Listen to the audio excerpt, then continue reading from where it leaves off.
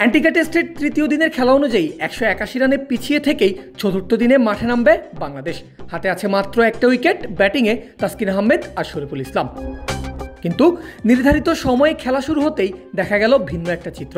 অবাক করে দিয়ে দেখা যায় ব্যাট হাতে ড্রেসিং রুম থেকে মাঠে ঢুকছেন ওয়েস্ট ইন্ডিজের 2 ব্যাটার, আর ফিল্ডিংয়ে নামছে টাইগাররা। এমনটা হওয়ার কারণ কি? কারণ আগের দিনে 9 উইকেটে 269 রানেই ইনিংস ঘোষণা করে দেন মেহেদী হাসান মিরাজ। অনেক রান পিছিয়ে থেকেও এমনটা করেছেন বাংলাদেশের অধিনায়ক। হতে চাননি অল আউট, অর্থাৎ প্রথম ইনিংস থেকে 181 রানের লিড নিয়ে চতুর্থ দিনের শুরু থেকেই ব্যাটিংয়ে নেমেছে স্বাগতিকরা। তবে প্রত্যাশা অনুযায়ী হলো না বাংলাদেশের নতুন ইনিংসের শুরুটা। ইনিংসের তৃতীয় ওভারেই স্লিপে ক্যাচের সুযোগ এনে দিয়েছিল তাসকিনের বল, তবে সেই সহজ সুযোগ লুফে নিতে ব্যর্থ হন শাহাদাত হোসেন দীপু। জীবন পান ক্রেগ ব্র্যাথওয়েট। কিন্তু এর পরের বলেই যা ঘটেছে সেটা আরও বেশি হতাশার। দারুণ এক ডেলিভারিতে মিকাইল লুইকে পরাস্ত করেন তাসকিন আহমেদ।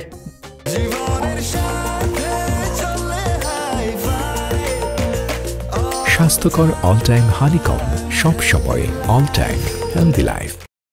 বল ব্যাটারের প্যাডে আঘাত করতেই ওঠে এলবিডব্লিউর আবেদন, তবে সেই আবেদনে সাড়া দেননি আম্পায়ার।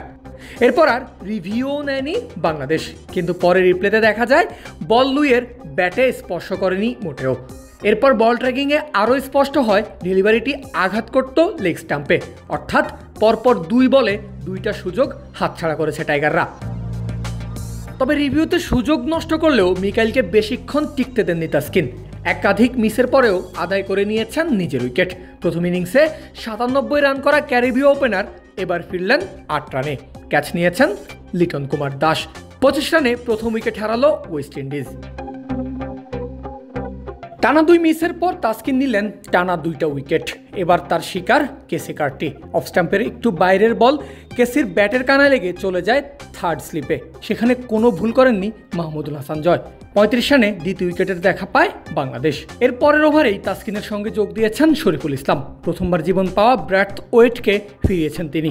এবারও স্লিপে ক্যাচ, এবারও বল জয়ের হাতে। 39 রানে উইন্ডিজের 3 ব্যাটারকে সাজঘরে পাঠিয়ে দ্বিতীয় ইনিংসে দারুণ শুরু টাইগারদের। শুরুর ক্ষতি পুষিয়ে নিয়ে 39 রানে 3 উইন্ডিজ ব্যাটারকে সাজঘরে পাঠিয়েছে বাংলাদেশ। তাই বলা যায় দ্বিতীয় ইনিংসে দারুণ শুরুই করেছে টাইগাররা। লাঞ্চের আগ অবধি খেলা হয়েছে 25 ওভার, 3 উইকেটে, যেখান থেকে 61 রানের সংগ্রহ পেয়েছে স্বাগতিকরা। ওয়েস্ট ইন্ডিজের লিড দাঁড়িয়েছে 242 রানের। পারভেজ আল হাসান, ক্রিক ফ্রেঞ্জি।